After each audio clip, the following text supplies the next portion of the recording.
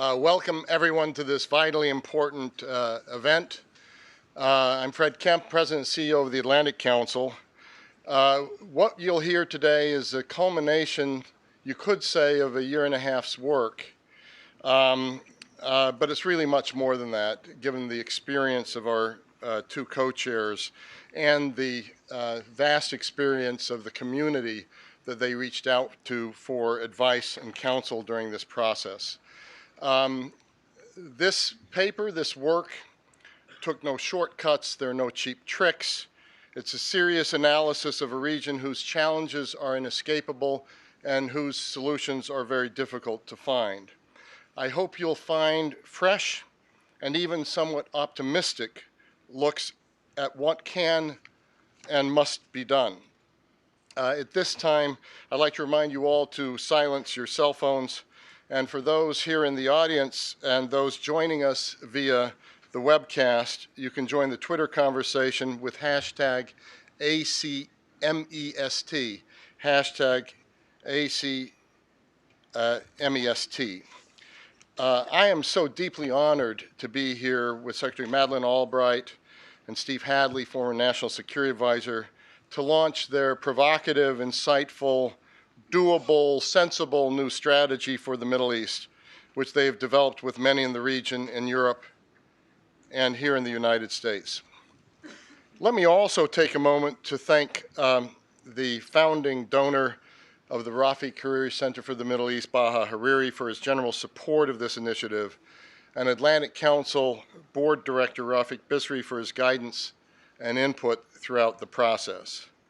The Middle East Strategy Task Force that our two chairs have so generally co-chaired over a year and a half has been a unique effort to both better understand the problems in the Middle East and sketch out what the region itself, in conjunction with partners such as the United States, can do to put out the fires and adopt a new vision and get us to a much better place.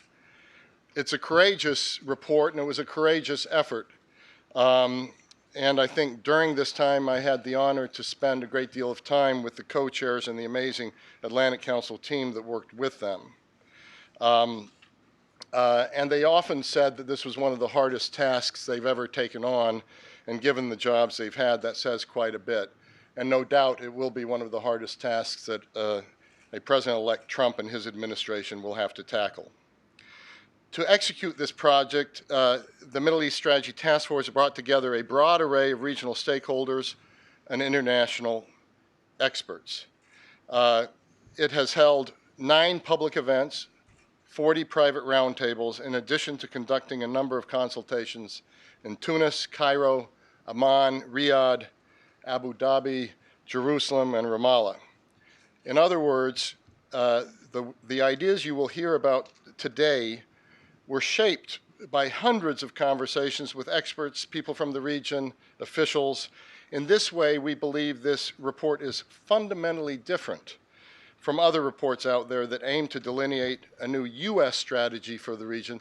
This is about a new strategy for the region with the U.S. and its partners in the region, and Europe and partners around the world. It's just a very different way of looking at that.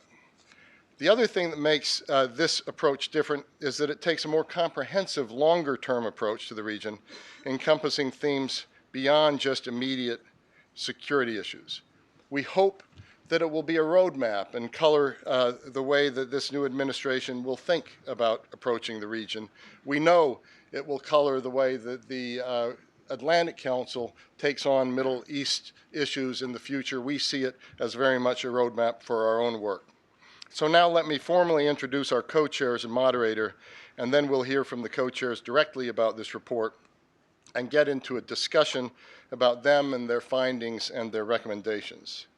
After we hear from the co-chairs, we'll play a brief video that explains some of their findings and recommendations. And before we end today's event, we'll also show one more video, the winning short video from our contest that called for stories of hope from the Middle East. And I think that's one of the most striking things that we found as we went around the region, is there's just much more hope to tap out there and much more opportunity than a lot of people think. The first place video by Syrian brothers Ahmed and Amjad Wardeh does just that. And so I think you'll all be very impressed by this video.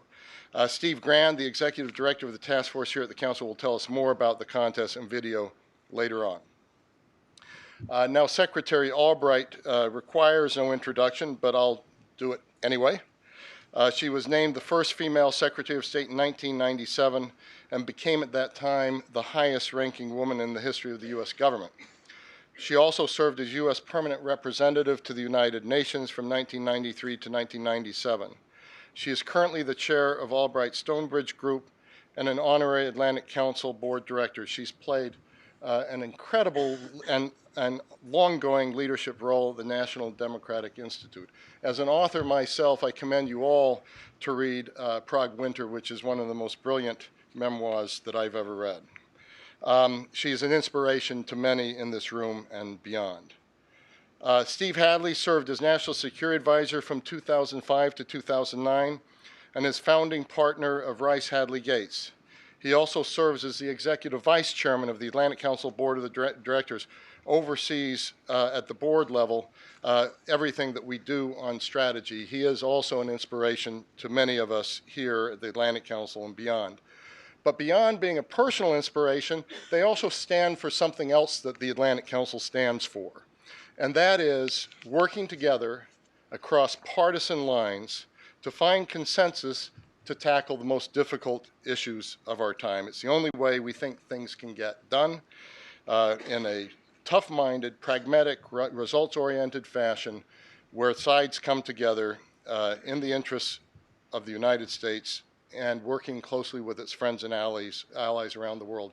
We do that across all 11 of our programs and centers, but I don't think there's ever been a report that we have put out that has done this so dramatically on such a tough issue.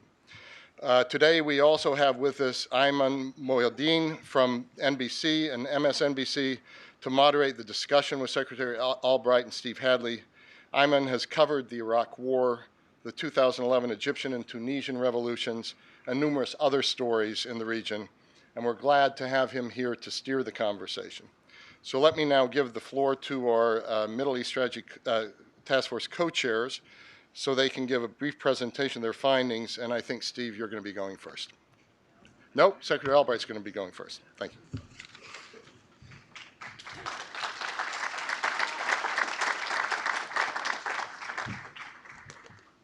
Thank you very, very much, Fred, and good afternoon to everybody, and I'm delighted that you're all here.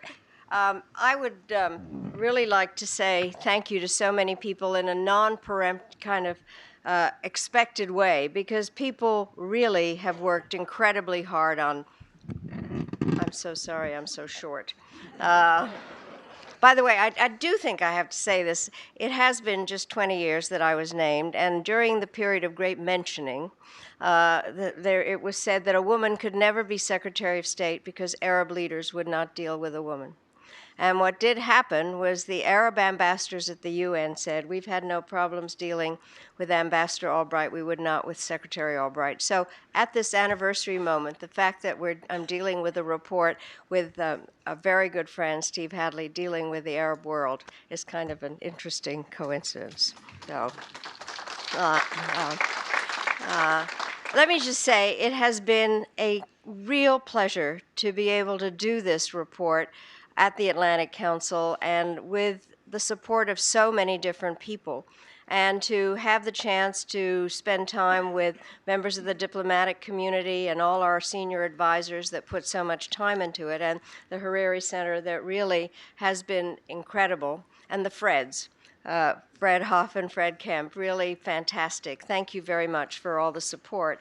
And honestly, I don't think I've ever worked with people like Steve Grand and Jessica Asher, who really were so fantastic in all your work. So this is not just something one has to say. It's absolutely true in terms of the support. I have to say that the bipartisan aspect of this has been very important. But doing this with Steve Hadley has been a special honor. He is somebody that I respect greatly, and I think that we have made a good team. So, Steve, thank you very much. Most of you in this audience are by now familiar with the Middle East Strategy Task Force, as we lovingly call it MEST, with a T on the end. So I will spend less time discussing the process and more time diving into the substance of our conclusions and recommendations. But I do think that Steve and I have really approached this whole effort with a great deal of humility. And as Fred Kemp said, we can both attest that this is the most difficult problem we have come across in our careers, because this is not just a crisis in the Middle East, it is a crisis of the Middle East that is affecting the entire globe. Whether it's the massive refugee flows into Europe or the social media-inspired terrorist attacks in the West or the way in which the region's civil wars have transformed into proxy conflicts, we are all affected by the toxic brew of challenges centered in the Middle East. The simple fact is that America has vital interests at stake in the region, including keeping our citizens safe from terrorism, protecting our economy, empowering our allies, and preventing the spread of weapons of mass destruction. So where we come out is that the United States cannot walk away from the Middle East, but we also cannot expect easy answers or quick fixes. What is needed is a durable strategy for the region that reflects the world as it is today, and that's what Steve and I set out to develop throughout this whole project. When we launched this effort, we deliberately sought to, quote, step back from the cycle of fire drills and Band-Aids and crisis response that dominates the discussion in Washington. And we wanted to take a deeper look at what was happening, and this, I underline, listen to the voices from the Middle East. And that's why we traveled extensively in the region, and we consulted experts from the region, but also sought perspectives from all levels of society, from refugees and students and business leaders and monarchs. What we found was that many positive things are happening in the Middle East, and I'm going to repeat that. We found that many positive things are happening in the Middle East, despite some of the dire headlines. And across the region, civic activists are working to make their local communities stronger and more resilient. Entrepreneurs are building small and medium-sized businesses rather than relying on the government to be the employer of first resort. And some leaders are beginning to recognize that the region's greatest resource is not its oil, but its people.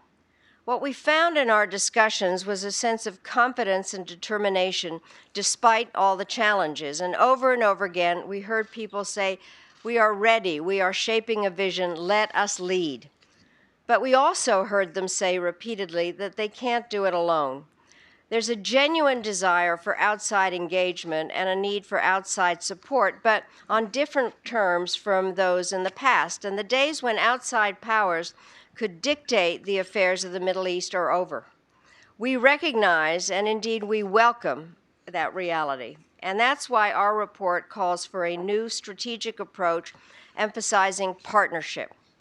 Under this new approach, the people and governments of the region will need to take the lead in defining a positive vision for the region's future and trying to realize it. But the international community has an interest in their success and should do what we can to help them achieve their vision.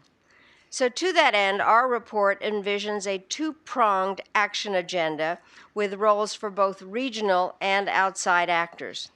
The first prong focuses on the first prong focuses on ending the human suffering and winding down the civil wars, which we see as a critical precondition for any progress being achieved on security matters across the region. So we are endorsing the fact that we have to deal from the outside with some of these critical issues.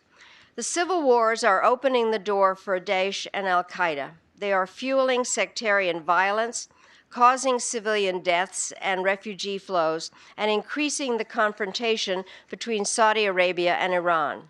So they need to be resolved if we're to defeat the terrorist groups, tamp down sectarianism, and end the humanitarian suffering.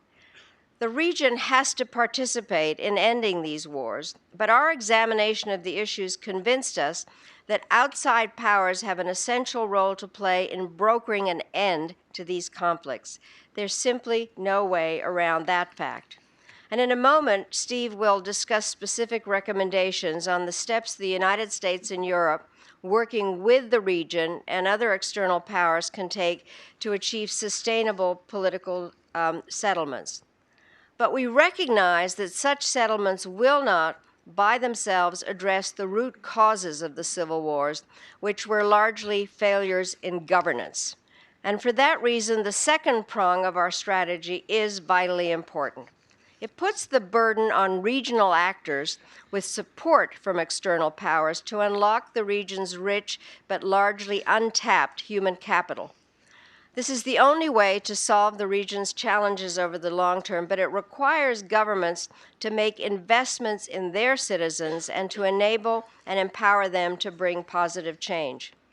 We recognize that some leaders in the region may be skeptical about this approach, and for that reason, we think it'll be important for outside powers to create incentives for reform. If the United States and other outside powers are to make the investment in brokering settlements to the region's conflicts, they're entitled to expect the governments in the region to take steps to address the underlying societal grievances that helped lead to the violence in the first place. The report recommends that we codify these mutual expectations into a compact for the Middle East. Under this compact, the states that adopt reforms would gain greater diplomatic, economic, and technical support. Steve will describe some of the specific reforms we believe are necessary, but before I turn this over to him, I want to address some in the audience who might think we're being overly optimistic or unrealistic in our approach. We understand that many Americans regard the Middle East as a mess. They see that America has been heavily engaged there for 15 years and do not think that there's much to show for it. But what our study showed, and it really showed us, is that there is more to the region than the headlines suggest. There are young people, including women, that are educated and empowered, who are starting businesses and trying to lead their communities to address local issues. There are governments, such as in Tunisia, Jordan, the UAE, and Saudi Arabia, which are moving in a new and more positive direction. In other words, there is something to work with. There are what we call green shoots of progress that need our support, and countries that need our sustained engagement. And that's what this task force recommendations are all about. With that, I would now like to invite my partner and good friend, Steve Hadley, to come up to the podium, and he will further flesh out some of the key elements of the strategy, and then we will have an opportunity to have a discussion. Thank you very much.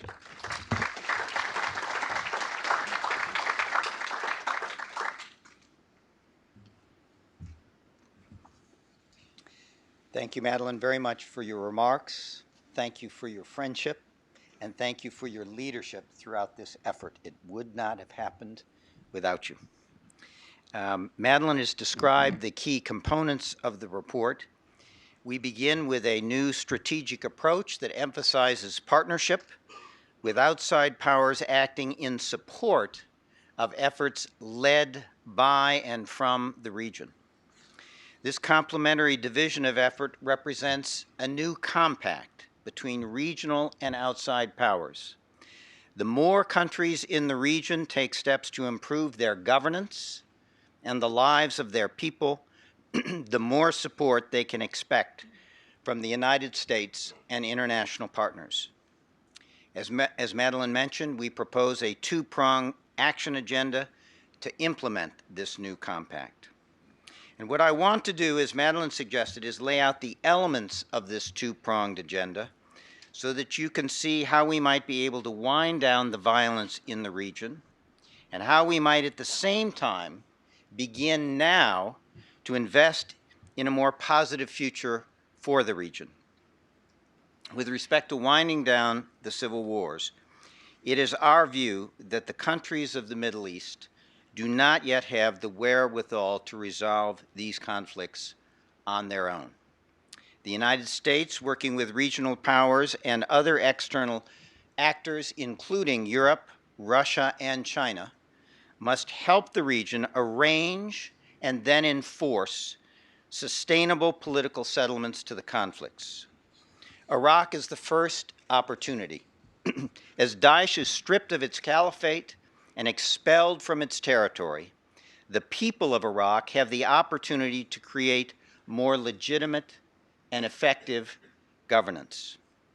They can insist on a more inclusive national government that empowers and resources provincial and local authorities so that Iraq's various communities can take more responsibility for their own governance, security, and welfare.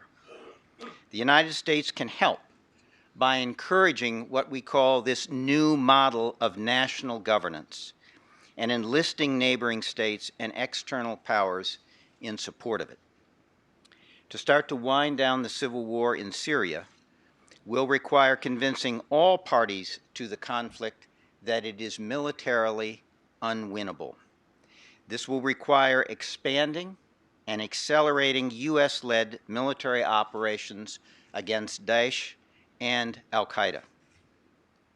Both Madeleine and I believe that it would be a mistake to make common cause with the Syrian government, which is led by a barbarous dictator backed by Iran. Instead, we must increase humanitarian protection for the civilians that Assad is targeting and give greater support to those moderate opposition groups who will form the backbone of Syria's future. In addition to stemming refugee flows, forestalling terrorist attacks, and improving overall regional stability, a just resolution to the Syrian conflict would help deter and contain Iran's efforts to disrupt and destabilize its neighbors. We also need concerted efforts to resolve the wars in Yemen and Libya. In Libya, history dictates a leading role for our European partners. Still, American leadership will be required to help galvanize a currently divided Europe and rally external players, including several in the Middle East, to provide unified support to the government of national accord rather than to various regional factions. In Yemen, outside actors must help Saudi Arabia to prioritize a political resolution to the conflict. At the same time, Houthi military operations near and across the Saudi border must stop. Like Syria, Yemen has become a humanitarian catastrophe, requiring the mitigation efforts of outsiders and regional players alike. And counterterrorism efforts against al-Qaeda's branch there must continue. To sustain progress as the civil wars are wound down, the region needs a regional framework for bringing together all of its states in building confidence, resolving disputes, and developing a set of principles that can guide the future stability of the region. The initiative for this needs to come from the Middle East, but it will need support from outside powers. As hard as it is to envision a resolution to these wars, it is still only part of the solution to what ails the Middle East. For at the same time, and with equal urgency, the countries of the Middle East must seek to unlock their most valuable resource, their people.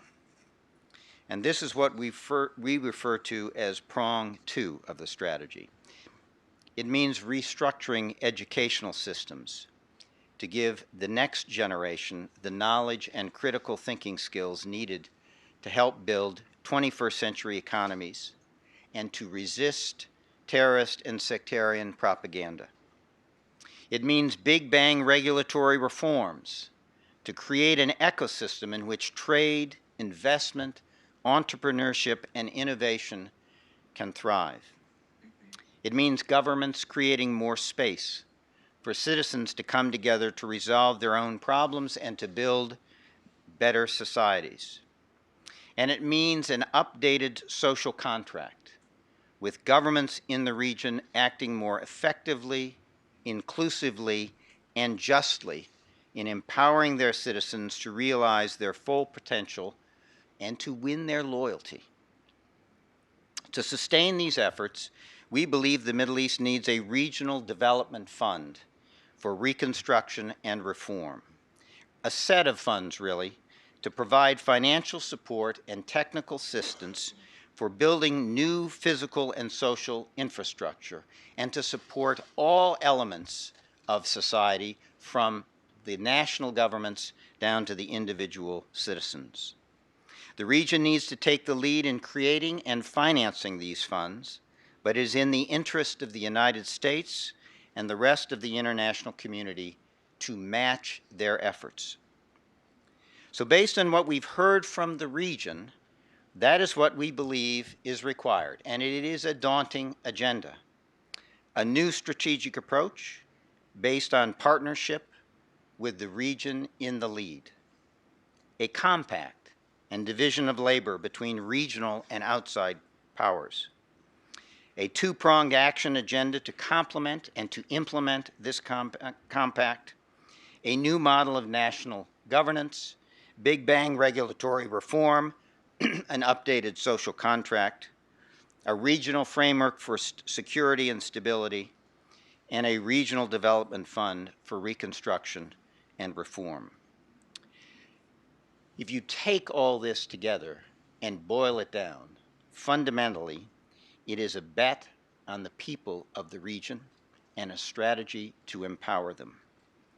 We know it is far from a sure winner, but we think it is the only way forward. What we are asking of Middle East leaders is daunting, and therefore external actors must be unsparing in their encouragement and support. But the choice is clear.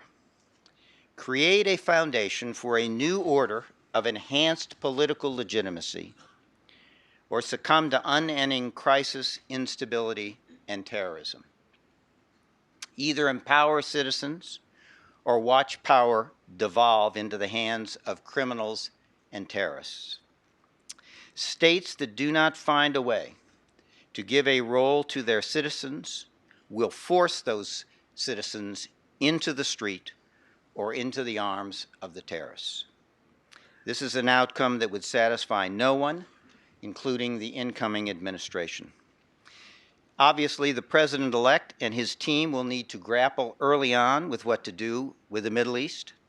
The approach Madeline and I are suggesting here is not inconsistent with what President-elect Trump has said about the Middle East.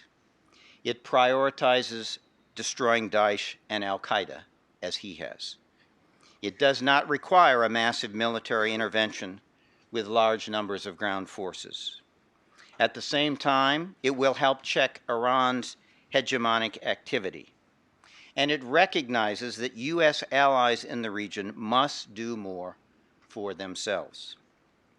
For nearly a century, stability in the Middle East has been understood to be the responsibility of outside powers, whether it was the British Empire or the United States of America. Those days are over, not because of the U.S. presidential election, but because the region now has the will and the capacity to take the lead in providing for its own future. The Middle East still needs American help, but there is more cause for hope than most in Washington realize. And that is what we've tried to capture in our report and in our recommendations. And now we'd like to play a short video that highlights some of the task force key findings that Madeline and I have just shared. And you can find this video on mest.atlanticcouncil.org. So thank you again. We're delighted that you're all here, and we look forward to our discussion with you after the video. Thanks very much.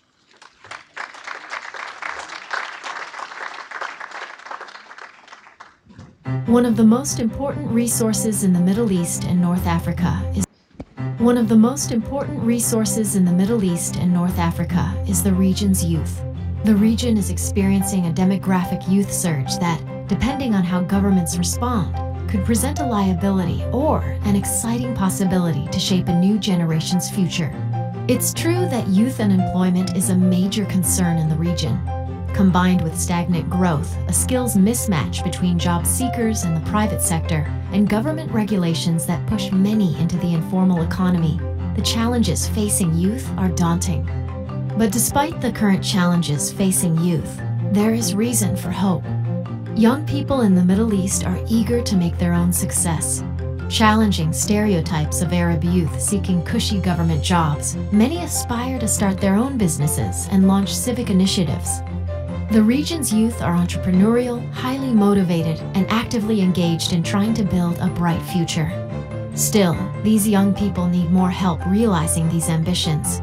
Even small amounts of funding, technical training, or in-kind assistance can go a long way toward catalyzing valuable bottom-up initiatives that improve local and regional communities, economies, and governance. There are also signs that some governments in the region are seeking to harness the power of this demographic potential. The United Arab Emirates has launched Dubai Future Accelerators, an intensive startup program to seek out the region's best innovators. Saudi Arabia's Vision 2030 program focuses on expanding opportunities for youth, including young women, in the private sector. Meanwhile, young people and vibrant civil society organizations across the Middle East and North Africa continue to hold politicians accountable and define for themselves an active role in shaping the futures of their countries. The Atlantic Council's Middle East Strategy Task Force, co-chaired by former Secretary of State Madeleine Albright and former National Security Advisor Stephen Hadley, believes that the United States can help catalyze these positive developments that are already happening in the region. By forming what we call a new compact with the region, the United States and other international partners can use security, diplomatic, economic, and technical support as an incentive for positive reforms. In order to help change the current trajectory of the Middle East, this strategy must attract the participation and support of the citizens, leaders, and states of the region. This is a key tenet of the Middle East Strategy Task Force, which wagers that a connected, worldly, well-educated, and empowered citizenry can, over time, build better societies that will transform the region and benefit the world.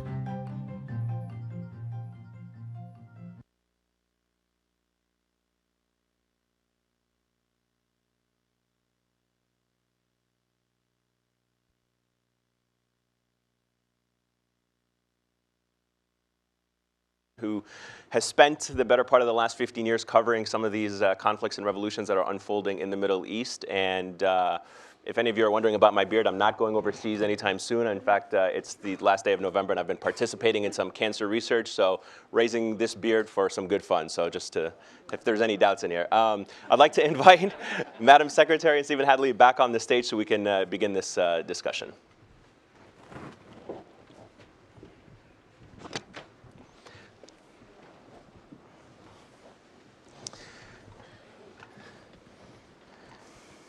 It was really interesting to hear so many of these issues that you've outlined, particularly the first prong of these issues with the conflict zones that are unfolding or the war zones that are unfolding in Syria and Libya and Yemen, other countries, Somalia, Sudan. We didn't even touch upon those. But the good news is we're going to try to address some of these issues in about 30 minutes. So that's going to be a daunting task. I wanted to start off by asking, as somebody who has traveled in the region and heard many of these points that you guys addressed in this report, you're describing this as a new strategic approach, and I'd like to ask you what makes it new? What is new about this report that we have not seen come out of Washington before in terms of how to deal with the Middle East and the Middle East itself? Well, first of all, I thank you very much for doing this, and again, thank you all for being here. I think that what is new is the fact that we have recognized more clearly, I think, than is done before, is that this cannot be ordered from the outside, that this really is dependent on local initiatives and supporting those local initiatives. And it's kind of interesting in terms of that we have understood the importance of doing ending the civil wars, and then also looking at what the economy and the development issues are and the governance issues. So we have brought all those questions together and then have looked at how they interact with each other. I also do think that what is out there, and this needs to be stated over and over again, this is very, I think, something that's very ambitious. It's not going to happen overnight. So I think that the thing that we've said, not only that we've approached this with humility, but understand this is not one of those things. And Americans are the most generous people in the world with the shortest attention span. So the bottom line is we have to understand that this is with the locals, with a regional approach. The outsiders can help. We have to approach this with humility and understanding and know that it's going to take a long time. I think that's what makes it different instead of fire drills.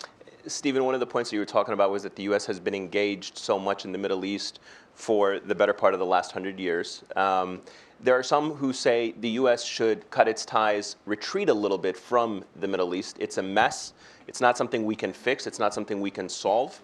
We have built up our counterterrorism operations. We've been able to secure ourselves a little bit more. What's at stake for the United States to be so engaged in the Middle East? Why is it so important to remain a participant there? Well, as Madeline talked about it, everybody says, well, the Middle East is about the oil. And of course, we've never gone to war in the Middle East over oil. It has been about terrorism. It's been about threats to our allies. It has been about worries about the economic impact of the region as a whole if it descends into chaos. It's about avoiding proliferation that could destabilize. Look, for those people who think the Middle East is not strategic and that Syria is not strategic, who would have thought that refugee flows from Syria would propel Brexit, radicalize European politics, and threaten the future of the EU and a decades-long commitment of the United States and Europe to build a Europe whole, free, and at peace. I don't know anything that's more strategic than that. So we have strategic interests in the Middle East. And we have tried, I think, over the last 8 years, to do a more step-back approach. I mean, nobody wanted less to be involved in the Middle East than President Obama. For good reasons. That's what he ran on, that's what he was elected on. And he has been involved, been dragged back into the Middle East. We've got over 6,000 troops in Iraq. We've got tens, if not hundreds, in Syria. So this is a problem that isn't going away, that has strategic interests for the United States, that we've tried stepping back, and it hasn't worked. And what we've tried to say is there is a different, smarter way of engaging with the Middle East that does not require a Marshall Plan or a 2003 Iraq invasion, that can support the efforts from the region and is consistent with both our interests and what we think the American people and this new administration is willing to support. It's a virtuous coincidence that what is actually required under this new approach is probably the limit, but what the American people and the new administration can sustain. I need to say one other thing. I hope you all read this report, but there are 5 working group reports that were prepared in preparation for this final report. They're on the website of the Atlantic Council, and they're a terrific read. I mean, some of the chairmen are here. Ken Pollock is here. We stole a lot of the ideas from his report. Mike Morell is here. Mike Morell is the source of the new compact idea that came one of our senior advisor work. So I would commend the other 5 working group papers for you. They are terrific. One of the criticisms that has come out of the region, especially when you speak to young people, as I have over the years, is that the big challenge is reforming or moderating some of the governments that we're dealing with. I don't have to tell everyone here in the room, but some of the criticisms from human rights organizations and others, you're talking about a new compact. What does that new compact look like between the citizens of the Arab world and the governments of the Arab world? I think what is interesting, and again, what we saw when we were there, people talk about the youth bulge. We don't want a bulge. So it's a surge. It is something positive. And what I think is really visible when we were there were the various governments did, in fact, see the value of their youth. What I found fascinating, for instance, in Saudi Arabia, the Deputy Crown Prince has set up a foundation. We met with a lot of the young people there that are not just budding entrepreneurs, but some of them have really already undertaken things. They see themselves as part of the solution. What also interesting in Saudi Arabia was the Minister of Education, who was somebody who had criticized the educational system, was then made Minister of Education and really brought us the idea in terms of having a different kind of system. I think the hardest part really has been here. All of us from the West have patronized the Middle East. It is time to stop talking about it in that particular way and recognize that the changes, we need to understand the strength of the changes coming from there. And governments, for the most part, would like to figure out how to engage their populations. That does not mean that from the outside, not just the U.S., but other partners need to keep pointing out, you could do this better, we could help you more, and you can help yourselves more if you approach things from a different angle and not tell your people what to do, but really seek their input and be a part of it. It's definitely there, and social media has been both positive and negative there, but the positive aspect is that it has allowed the young people to have a more active voice. Stephen, do you think that these reforms, some of these points that Madam Secretary was highlighting in Saudi Arabia, the Economic Development Plan, are more than cosmetic lip service? How deep-rooted do you think some of the intentions are of the governments to try to genuinely reform their societies, make them more democratic, more pluralistic? It depends, and in some sense, it's early days. We talk about an updated social contract. That really means these governments using their people, empowering their people to be allies and participants in developing the future of their countries. That's what we're talking about. And UAE seems to really get that and seems to be farther along than any of the countries in the region in reforms that will enable that kind of process. Saudi Arabia seems to be starting that process with this Vision 2030 and the transformation implementation plan that they have developed. You certainly see it in Tunisia, which really is moving in a democratic direction, largely on the strength and with the midwifery, if you will, of civil society. So we think it's starting, but it's not every place, and it has obviously a ways to go. And you know, has it stalled in some places, in some countries? It's not happening in some places, and you know, we've talked to most of these leaders, and you know, I think what people will say is, how can you get an authoritarian military leader, I'm not mentioning any names, how can you get an authoritarian military leader to do something that seems so antithetical to empower their people? And I think the answer is that if, in some sense, if they do not, they will not achieve what they seek, which is long-term stability and prosperity. There was an Economist article just out yesterday on a UN update of the UN Arab Development Report, right, which makes this very point. Unemployment in youth, disempowerment of youth, trapped in societies that don't give them an opportunity, unable to travel. It's a time bomb. And we really believe that these countries are going to have to understand, and will over time come to understand, they have to empower their people, or they will push them into the streets and they will push them into the arms of the terrorists. Madam Secretary, you made in your remarks, used the expression incentivize some of the governments for reforms. Do you think there should be punishment for these governments if they do not heed the warnings of their people or push through some of the reforms or some of the issues that the international community has set as standards for good governance? Well, I teach a course on the National Security Toolbox, and we all have the same tools, whatever country. The bottom line is how to use them in some kind of syncopated way. The bottom line is, if you're never involved with a country, then you can't take anything away. And therefore, I think that there are ways that there can be or through the international system, the International Monetary Fund, or a variety of putting on a certain set of conditions. I do think that one should incentivize them, but also realize that, and not just the United States, the community and this development bank that we're talking about will in fact, or should have, the capability of I hate to use any loaded words, but rewarding those that actually are doing something.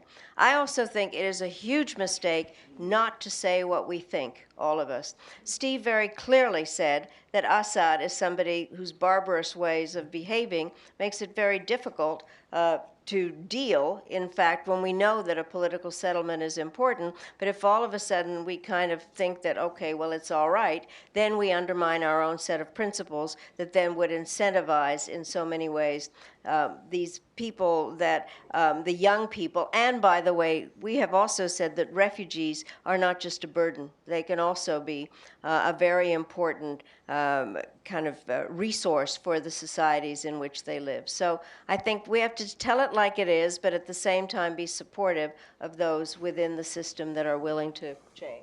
When we went to our trip in the region, we talked to some of the leaders of these countries, and we said, look, we are going to say that you can't crack down your way to stability and social peace, that you've got to open the door for your people.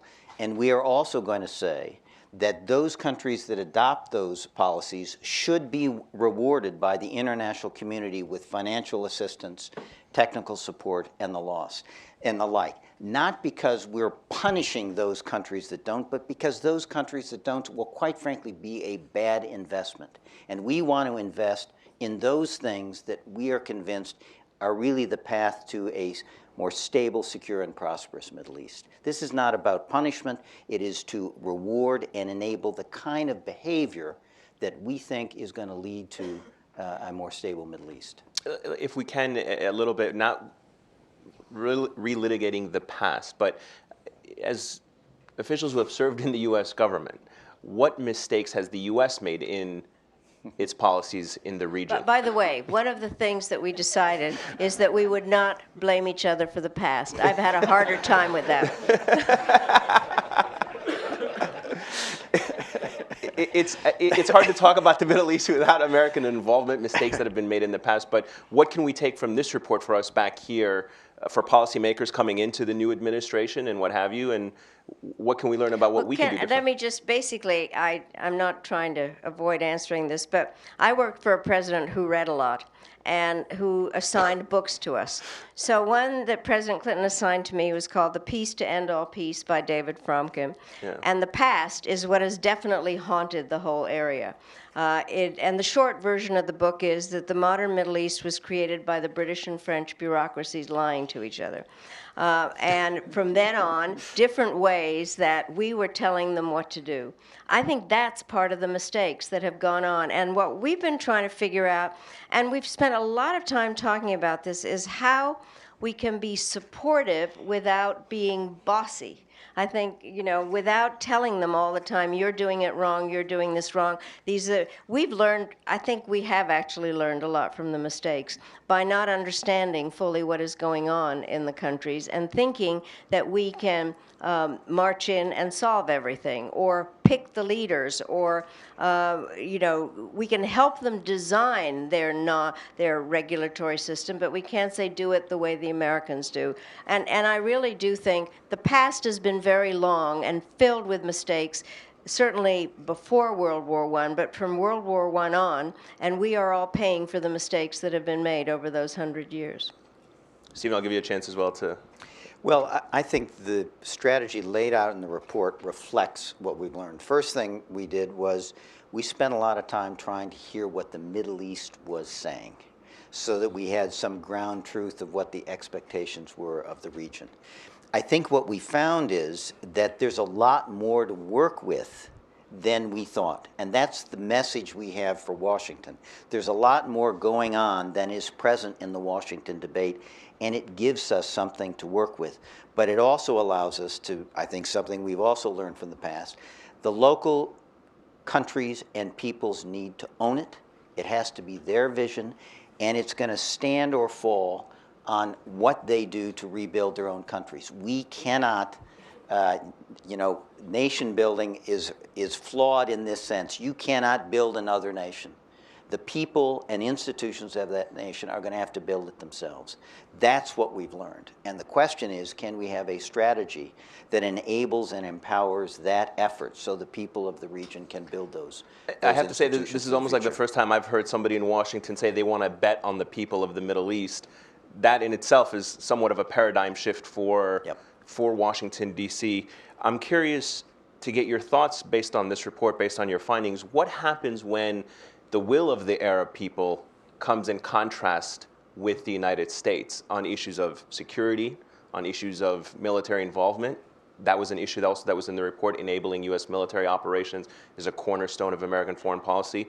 What happens at that point when there is that intersection of contrasting interests? Well, I do think that it will happen, and it happens with some of our best friends in Europe that we have spent a lot of time with. I think then the issue is how you use diplomatic means to have those discussions. And let me just say this. I have now been in so many meetings where somebody who thinks they're really smart patronizes people in the Middle East, calls them camel drivers or whatever. I mean, I think basically what is very important is to understand we are dealing with sovereign nations that do have different interests. And we spend diplomacy, a great deal of time, is putting yourself into the shoes of the other person and trying to recognize what their national interests are. And the bottom line is I think that as we went through this, I think we saw more and more aspects of common national interest. I think we've heard this a number of times, I have in all my life, is we can't just say some people are never ready for democracy. Some people don't know how to govern themselves. We're all the same. And I think when people have the tools to do it, then we need to recognize it. But we also need to recognize we will have disagreements. This is not going to, but it can't be zero sum. It has to be where we can recognize what they're doing. And when, as Steve explained what our U.S. national interests are, it obviously does have to do with fighting terrorism and trying to be respectful of each other and education and not having crises all the time. I think if we put ourselves into the shoes of the people in those countries, they will have the same national interests. And I think in the short run, what we hear from the region is very much what is in America's interest. Nobody likes Daesh and ISIS in the region, and they want them out, and they want this caliphate done away with. That's an area of commonality. No one likes these civil wars and the wreckage they are imposing on their societies. We've got to get them. Well, that's in our interest as well. They need more productive economies. Well, the Middle East can contribute to our economic growth and the economic growth of the globe as a whole. And finally, the aspirations we hear about what people in the region say they need for stability.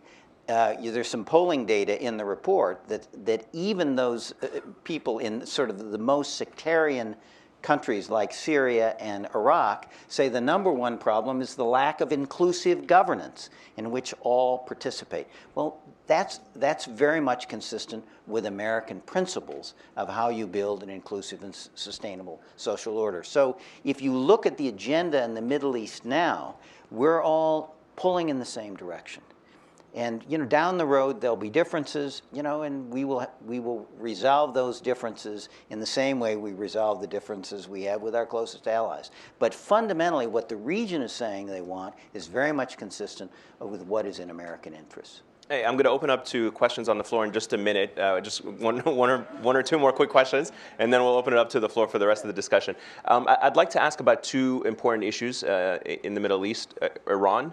Do you feel that the trends that you saw in this report are also applicable to Iran in terms of some of the comments that you got from young people in the region in terms of what role Iran can play in terms of its governance and what have you? Well, we may differ on this, but my sense really is if you study the Iranian population, the population is very oriented towards change and education and being part of the world. They clearly have a governance issue. They have divisions there. I think we have to understand that.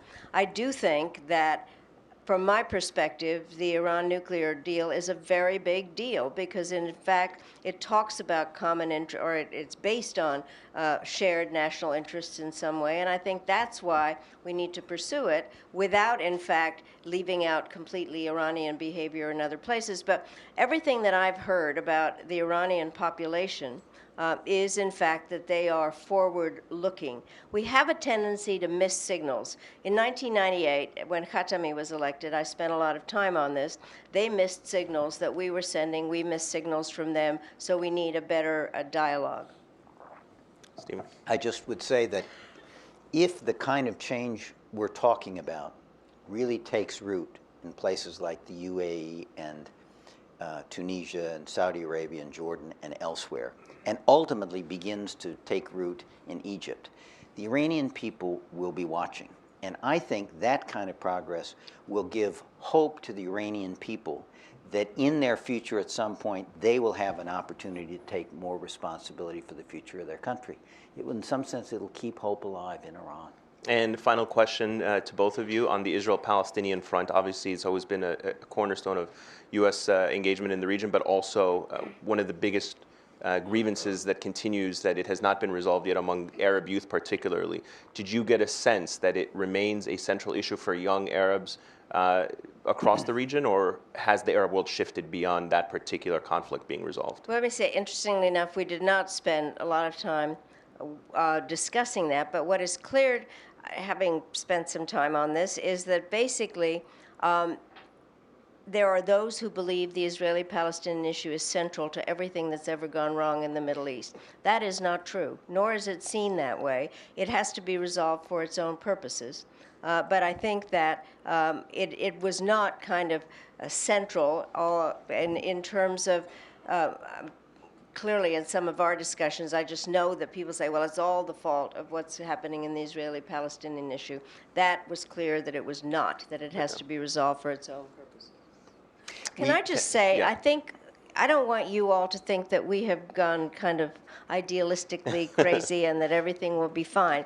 If you read this, you see that we have been very clear about the difficulties of this. We understand the importance of what is going on in the region. We know that we can't walk away from it. It was against U.S. national interest to walk away from it. So the question is, how do you segment it enough to be able to be problem solvers on it? And I think what we have done, I hope that people see it this way, is a roadmap to get there.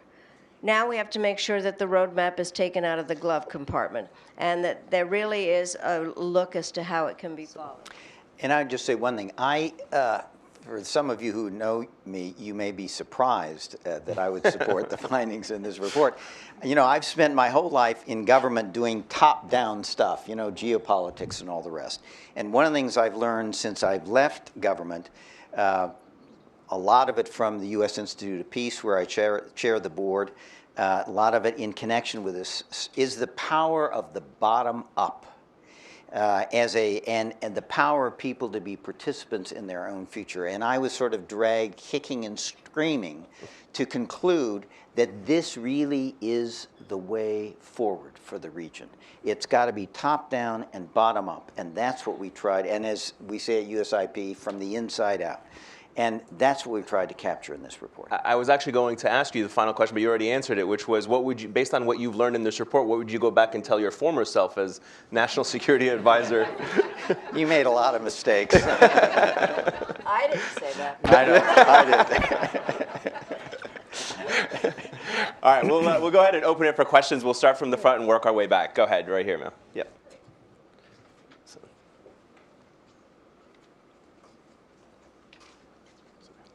If you can also tell us who you're with, please, as well, that'd be great. I will, thank you. I'm Barbara Slavin. I'm here at the Atlantic Council where I chair a program on Iran. So good to hear your comments and always good to see both of you.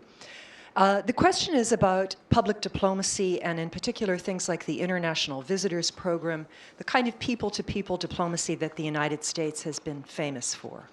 How important is that in general? What would you tell the next administration about giving visas to people to come from countries where perhaps we've had some differences in the past, like Iran? Should they allow their security concerns to overcome programs that have proven that they build goodwill for the United States? Thank you. So I'll take that. Look, after 9/11, for all kinds of understandable reasons, we really clamped down on people coming to the United States from the Arab world. And I think, you know, other people know this better, but I think the number of students coming from Saudi Arabia went down into the low thousands. And one of the things we concluded was there is a way to balance your security needs and still have an open door to young people to come to this country. And I think there are now over 200,000 Saudis studying this country. Well, the fact that you now, I think, have such support among Saudi Youth for Vision 2030 is in part because of the experience we gave these young people when they came, studied in the United States, and they went home. And they are going to be the foot soldiers of bringing to fruition Vision 2030. So the message I think we would both send to this new administration is there already is a lot of screening. If it needs to be toughened up for security reasons, that's fine. But it is hugely in the interest of the United States to be investing in these youth and have these youth come over, participate in our society, be educated, and ultimately go home, because they will be agents of the kind of change that ultimately will bring the stability and security that is in our interest to have emerge in the Middle East. Can I just add to that? I think that we have to be really careful not to participate in the fear factor. What just happened at Ohio State is very worrying, and the way that it is being interpreted is exceptionally worrying, and we have to understand that people in the region actually hear what the people in the United States say. I am a professor. It makes a big difference when we have students in the region in classes. And also when Americans go to the various places. That is what the basis of all this is, and we cannot allow ourselves to be dominated by the fear factor. The vetting process is very long and very good, and so I think that is where we just have to remember that there's an echo chamber to everything that is tweeted. Yeah, we have to have confidence in our institutions and our authorities. Okay, Kim?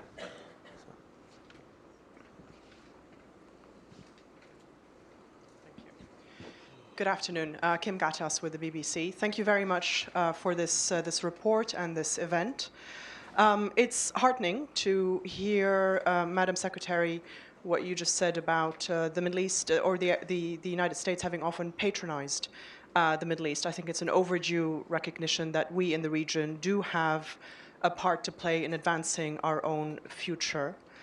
It does, however, seem to come at a rather inopportune time, at a time when in the United States we have a president-elect who, from what we can see so far, although we don't know much yet about the details of his policy towards the region, but from what we can see will probably favor strongmen in the region. I'm not sure whether he will be open to the idea of empowering people in the region, and that will have consequences for the abilities of people in the region to push for reform. So I'm curious to hear both of your views on whether you think President Trump will be open to this report, and how and if you are already pushing that message with him and people around him. We don't know. I think we have to give the president-elect some time to get his feet on the ground, to get his team in place, and to decide what his initiatives are going to be. We tried to point out in this report ways in which what we're recommending is very consistent with some of the things he said. In terms of empowering people, we're going to have to see. But you know, one of the things, I think, two things I would say.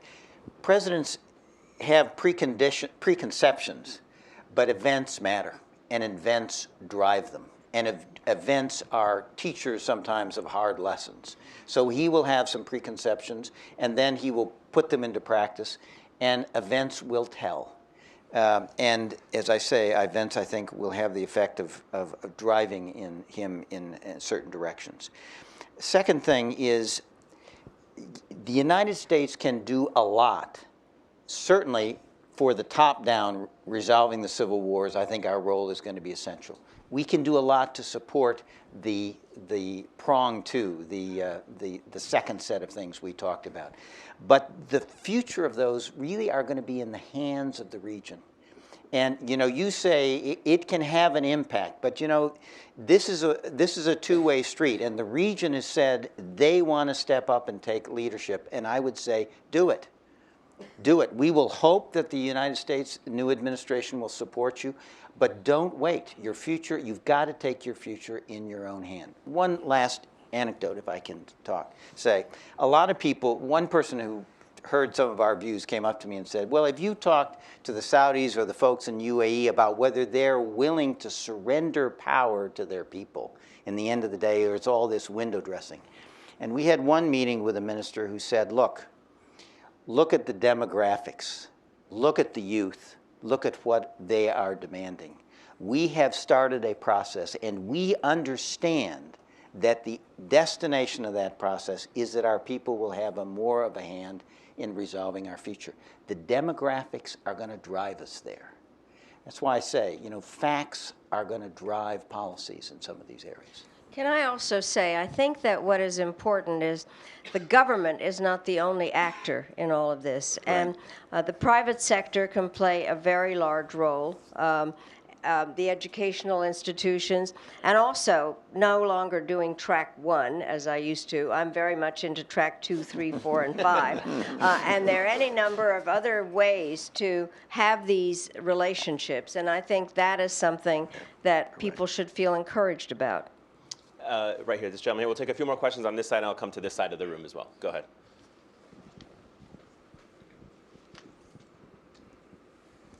Oda Aberdeen with the Capital Trust Group.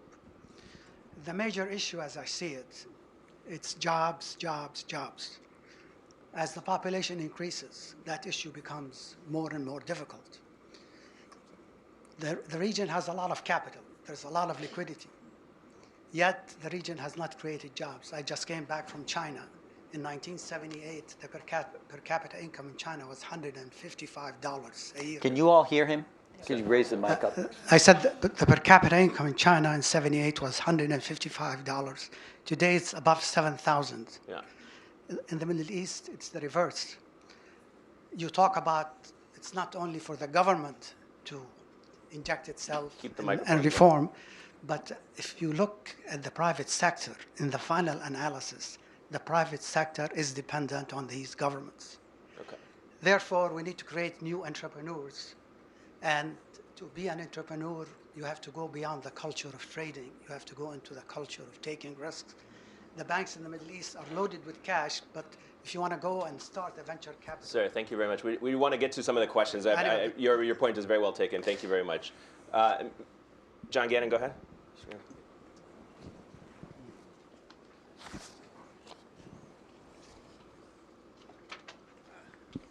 Thank you very much. It's very nice to see you, finally. I come from Georgetown University. I am formerly in the intelligence community. And going back, Madam Albright, you would know, in the 90s, and Steve also, there was hope, I thought, in the region then, at that time. And so when I look back, I'm doing it optimistically. I think in the period of the 90s, from the Oslo Accords right to 98, when the negotiations collapsed, I thought we saw a lot of hope in the region being expressed by the people and to some degree by the governments. And my sense is that we were also dealing with incentives. We weren't trying to impose solutions. Some could argue we were. But there were incentives there, certainly for the Palestinians and the Israelis to cooperate. But I think what we discovered was that governance really was the major issue that we were dealing with in that region. The demographics were quite similar at the time. That we were talking about a youth bulge in the year 2000 when the CIA did a global trend study. We were talking about repressive Arab governments that were denying women education, denying their people really participation in their economies, the youth bulge, raising expectations about employment the governments couldn't fulfill. So we talked about the crisis that was at hand if these governments didn't respond. But at the end of the day, what we discovered is that the kind of exhortation about the need to do things differently runs into the harsh politics on the ground. So I'm very anxious to read fully the report that you've put together. But I'm wondering, what, if you're looking at a track 1, 2, or 3, or 4, in the track 1, where do you think is the potential for the early successes that we haven't been able to enjoy in getting the governance of particularly of these Arab states to pay more attention to the aspirations of their people? Well, I think the hardest part is to try to get across that the governments actually will be better off if they empower their people, that the people are not the enemy, and that they are the resource. And some of the governments and the leaders that we talked to got it, I think. And the question is, it's not the people versus the government. I do think that the issues here are some of education, but also of first of all, I am chairman of the National Democratic Institute. This I can tell you, you cannot impose democracy. That is an oxymoron. What you have to do is to be able to try to figure out what is happening there and strengthen various parts of the civil society. I found fascinating in various places where we met with civil society people and not have them be seen as the enemy of the government.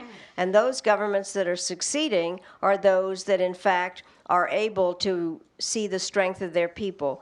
Also, believe it or not, they do look to some of the Western governments for examples. So when we go and say it's really important to build coalitions, they say, yeah, like you guys. So the bottom line is, I think that we can also give some better examples of how to move forward. John, you're right. I ran across a letter that John Kennedy wrote to the Saudi king at the time, saying, we will support you on your security, but you need to do some governance reform. So this has been a narrative. What's different is that governments in the region and people in the region are focusing on governance and failures of governance is what led to Daesh and Al-Qaeda.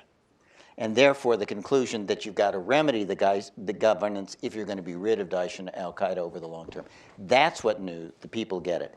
Jobs, right. Read Chris Schroeder's chair report of his working group. Basically, that is right. We talk about big bang regulatory reform to open space for entrepreneurs and innovation. Those kinds of reforms also open space for small and medium enterprise to form. And of course, that's what really provides jobs in these economies. So the regulatory reform is critical to get at the underlying problem of jobs. Let's come to this side of the room. Abdurrahim Fakhar, you had a question? Just behind you, and then I'll come to you right afterwards, sir.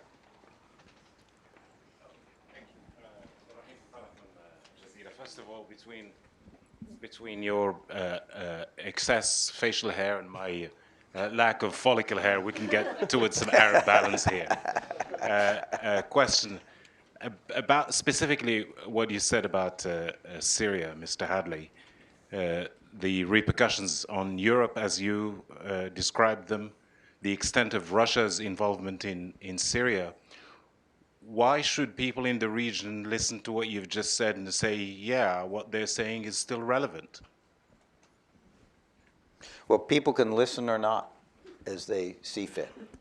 I think what we heard from the region was, we need your help if we're going to get these conflicts resolved. And one of the things that was done in Ken Pollack's study, it's very interesting data on how do these civil wars end. And a number of them end because outside powers have come in either on one side to win or to deadlock the conflict, so that the participants realize that the cost is going up and they don't have a route to their preferred outcome. And therefore, they decide to try to bring the violence down. And if we're right about our formula, and if it works, I think the sense we have from the region is people would support it. This lady right here.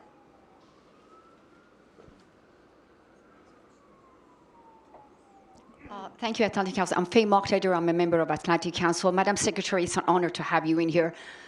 You mentioned earlier about the Iranian youth. I just want to let you know that as an Iranian American, we have tried for the past 3 years to facilitate a conference between University of Berkeley and the Iranian University Sharif. And we're going to have one coming up in Barcelona, December 8 through 10. And this is just to empower the entrepreneurs in Iran. Again, when you mentioned the fact that there's more than 65% Iranian youth in Iran, pro-West, specifically America, much more so than many of our allies in the region. If the new elect president decided to impose more sanctions in Iran and derail the agreement, I think the very particular population that they will be hurt will be the Iranian youth. So what do you think about that? Thank you.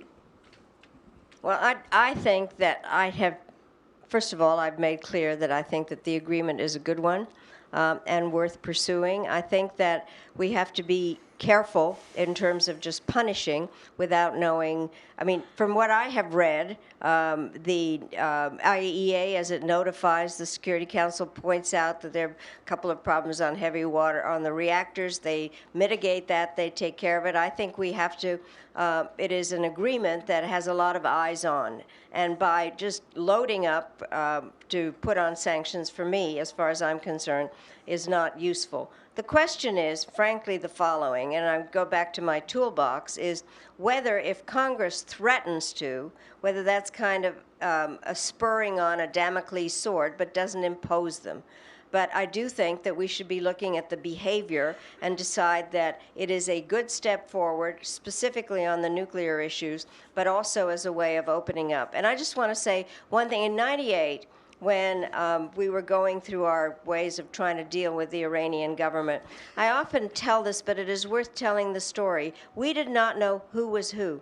And I was having a meeting with Karazi, who had been the perm rep when I was. We get into the room, and I look at him and I think, well, he doesn't look exactly the way he did before, but neither do I. And so I said, isn't it great when the UN ambassador becomes the foreign minister? Nothing. Then I say, isn't it terrific if you've actually been here and you know where everything is? Nothing. So I turned to our bench of Iranian experts and I said, is that Karazi? And they said, we don't know. And that is a sign that we, just having the contact is something that's important. By the way, it wasn't Karazi, and it was not. That explains so much. Right, until Kofi came in and said it's the deputy foreign minister. But just a sign, we have to understand who we're talking to, and those discussions in that field, I think, have been helpful. We have time for one last question. We'll take this gentleman right here. Can you just wait 1 second for the microphone? Go ahead, sir. Okay, this is Hussein Saifzadeh. I was the professor of University of Tehran. They purged me because I follow you and you supported our, let's say, liberalism there in Iran. I'm scared a little bit what you said and what Dennis Ross said and many places I said, that I think there is a liberalism into it. Could you hold the mic closer to your mouth? I believe in your idealistic philosophy, which is very pragmatic, but is idealist. I believe when Kennedy came, he started, you see, the white revolution in Iran. I was 11 years old. I was in prison when I was 14 years old. Kennedy revolution created a kind of guerrilla war, radicalism, and made Khomeini extremist. When Carter came to power, Carter started to, let's say, democratize Iran. But he liberalized Iran, and so many get imprisoned. And then I was the only person in the University of Tehran talking about liberalism, democracy, and unfortunately, I was purged and I was interrogated many times. Why? I think Iran, which is the most developed, because there is philosophy, even in Turkey there's not philosophy. I've gone to 22 countries. There is no civil society. The public sphere is imprisoned by the government. How do you want to do? I have been to 22 countries of the Middle East. I talk to the people. In Saudi Arabia, when I go for pilgrimage, they hit me, go for prayer, go for prayer, go for prayer. Right. And I say, you're a jam, you see? But you think that now Iran and United States, as an Iranian American, I say, they are, let's say, have tacit bargaining to fight against Daesh, against Al-Qaeda, against Al-Nusra, Al-Hijra, all of them. But now we said that we have to contain Iran. And so who pays the money for Al-Qatar, Al-Nusra, Al-Takfir, Al-Qaeda, Al-Taliban, all of them? Who pays? Thank you very much, just sir. you to talk about So this. let me just say, this report is really not focused on how do you promote change in Iran. It is addressing another set of issues, and there are people in the audience more expert on that. I would just say on the Iran point this.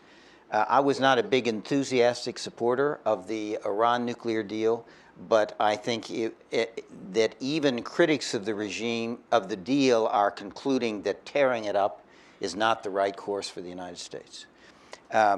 Making sure Iran stays in the agreement, Madeline and I both agree about that. But Iran's nefarious action in the region, what they are doing in Iraq and Syria and Yemen, has to be addressed. It has to be addressed. There are dumb ways to do it. There are smart ways to do it. I hope we will do it in a smart way, but it is going to have to be addressed. I would also just, I think sometimes pursuing our ideals and standing up for our ideals is the height of realism if you really want to move towards a stable, secure, and prosperous future. So we don't apologize for the idealistic piece of this because we think in the current situation of the Middle East, it's the height of realism. Madam Secretary, I'll give you the last word. Well, let me just say that I'm very happy to see everybody here, and we were asked a question at some point as to how this would be transmitted to the new administration. I don't think I'm the one to walk in there, but the bottom line is that I do think that what is important is to spread the word. We are going to be spending a lot of time on this. We are looking for follow-on projects specifically. We think that what we need to do is to be part of what this democracy is about, is creating the infrastructure for various of these ideas to be taken forward. And I repeat what we said at the beginning, this is going to take a long time. And it is important to the people of America. And our remembering what our principles are and making very clear what we believe in while we're also pushing for some, I agree with you about our principles are the most realistic approach to this. And so we are, Steve and I are in this for quite a long time and truly have developed a fabulous friendship. And I do think that having a bipartisan or nonpartisan approach to this, where we take it more and more to various layers of the public and to go to the Hill and spend time with journalists and to really explain that there's not any, this is not pie in the sky. This is very realistic. It is a roadmap, and it needs the help of the people in this room. And as we spread it, since I do think that the next administration, like all American administrations, actually does listen to public opinion. So thank you all very much for being here. Yeah, we're just going to ask everybody just to stay seated for a few more minutes. I'm going to ask Mr. Steve Grand to come up. We have one video presentation.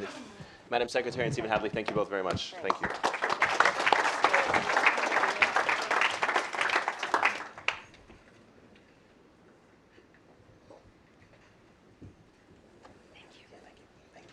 We wanted to close with a short video clip.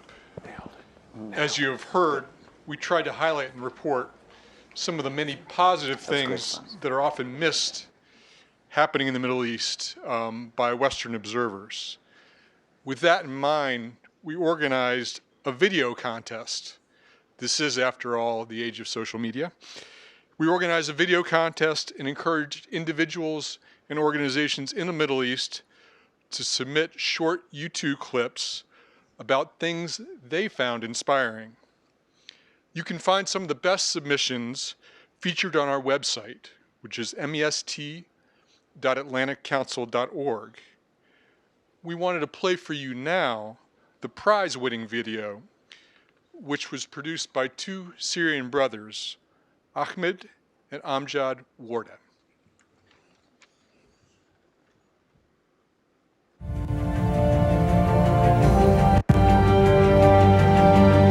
ضربة 3 لصالح المنتخب السوري وضربة جزاء لنسور سوريا قد تحسم المباراة. هل سيفعلها المنتخب السوري؟ هل سيحسم البطولة ويفوز بالمباراة؟ هل سيرجع السوريون بالكأس مع ظهور ماهر؟ يلا يا ماهر سدد حقق النصر. الآمال معلقة عليك. قلوب ملايين السوريين والعرب معك يا ماهر. لا تخيب الآمال. حقق مجد آسيا واربح كأس القارة الصفراء. شوف الأسرار، شوف الإرادة، ما في خوف يا ماهر.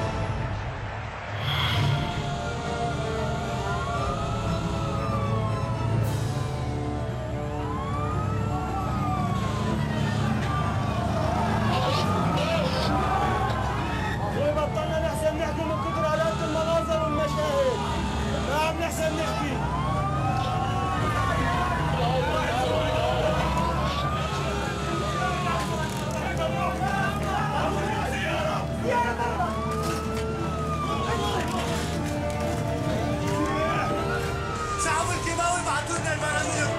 They bombed us with chemicals.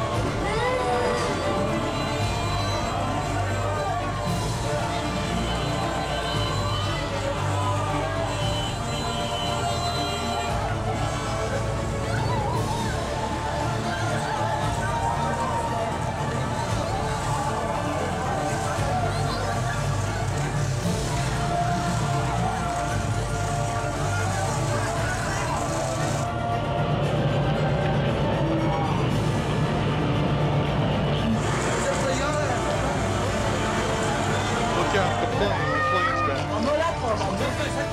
Don't be scared, kid. We're almost there. Full speed out. Gently, gently. Don't be scared, kid.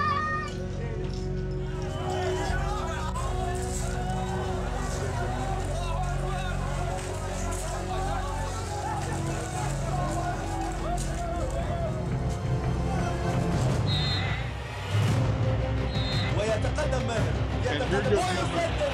He shoots and goal. Goal to Syria. لصالح المنتخب السوري. فعلها المنتخب They've done it. The Syrian Eagles, the Eagles of Damascus, Eagles of Kession, they've done it. Bravo, Mayor. You were the hero tonight. وإشارة النصر. And the victory sign.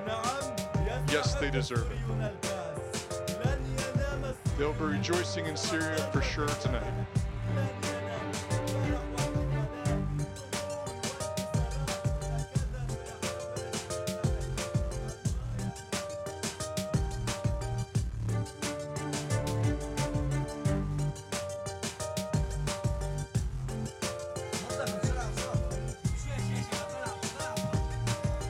حبيبي ايش اسمك انت ايش اسمك؟ What's your name, my boy? ايش اسمك روح Don't be scared, we're here now.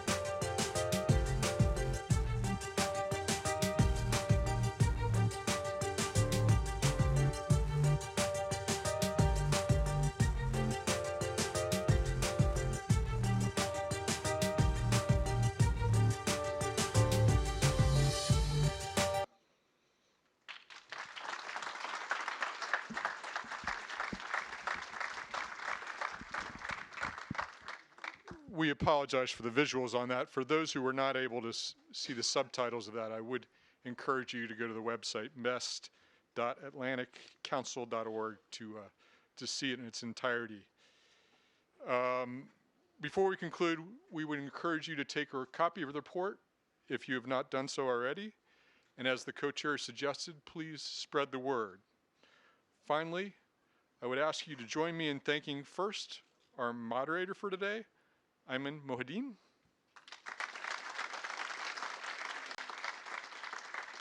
And second, our two fabulous co-chairs, Secretary Albright and Steve Hadley.